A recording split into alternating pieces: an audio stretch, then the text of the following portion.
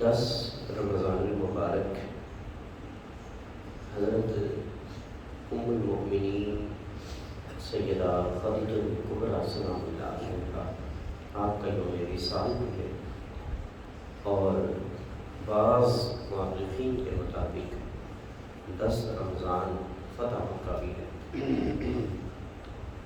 فتح مکہ کے حوالے سے مؤرخین کا جو اختلاف ہے، بعض نے 20 رمضان بھی کہا، بعض نے دیگر تاریخوں کا ذکر بھی کیا۔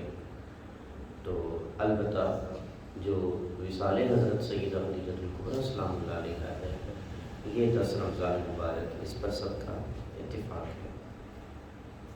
قرآن مجید میں اللہ رب العزت جل شانہ نے ارشاد فرمایا النبی اولیٰ بالمؤمنین من انفسہم، نبی صلی اللہ علیہ وسلم زیادہ حق رکھتے ہیں مومنوں کے لیے ان کی جانوں سے بھی۔ ایک مومن کا ایمان یہ تقاضا کرتا ہے کہ وہ اپنے ایمان میں اس چیز کو شامل کرے کہ میں نے اپنی جان سے بھی بڑھ کر اگر محبت کرنی ہے تو وہ نبی مکرم صلی اللہ علیہ وسلم کی ذات سے محبت کرے۔ سبحان اللہ۔ فرمایا النبی اولیٰ بالمؤمنین من انفسہم، نبی صلی اللہ علیہ وسلم کا زیادہ حق ہے اپنی جانوں سے۔ اور دوسرا ترجمہ اس کا جو کیا گیا وہ یہ کہ نبی صلی اللہ علیہ وسلم اولیٰ بالمؤمنین من انفسہم، مومنوں کے لیے ان کی جانوں سے بہت قریب ہیں۔ اولیٰ کا ایک ترجمہ یہ ہے کہ حق رکھتے ہیں وہ زیادہ، کہ ان سے محبت کی جائے، ان کی خاطر اپنا مال، اپنا وقت، اپنی اولاد قربان کی جائے، ان کا زیادہ حق ہے۔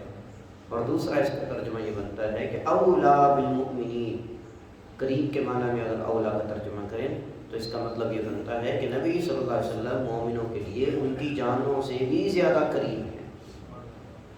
وَأَزْوَاجُهُ أُمَّهَاتُهُمْ، اور اس کے بعد اللہ نے ذکر فرمایا کہ یہ جو نبی کی ازواج ہیں نا، بیویاں، یہ مومنوں کے لیے ماؤں کی حیثیت رکھتی ہیں، یہ مومنوں کے لیے ماں ہیں۔ اور ایک اور مقام پر ارشاد میں یا نساء النبی لستن کأحد من النساء، اے نبی کی بیویوں تم عام عورتوں کی طرح نہیں ہو۔ تو عام عورتوں کی طرح نہیں ہو، جس طرح باقی مردوں کی بیویاں ہوتی ہیں اور ان کی طرف کوئی للچائی نظروں سے بھی دیکھ لیتا ہے، تو فرمایا خبردار کوئی حضور کی بیویوں کی طرف للچائی نظروں سے نہ دیکھے۔ وَأَزْوَاجُهُ أُمَّهَاتُهُمْ، جس طرح ماں کو کوئی بری نظر سے نہیں دیکھتا، نبی کی بیویاں بھی ساری قیامت تک کے مومنوں کی مائیں ہیں۔ سبحان اللہ۔ یہ بہت بڑا مقام و مرتبہ ہے جس کو اللہ نے قرآن مجید میں بیان کر دیا نبی صلی اللہ علیہ وسلم کی ازواج کے حوالے سے۔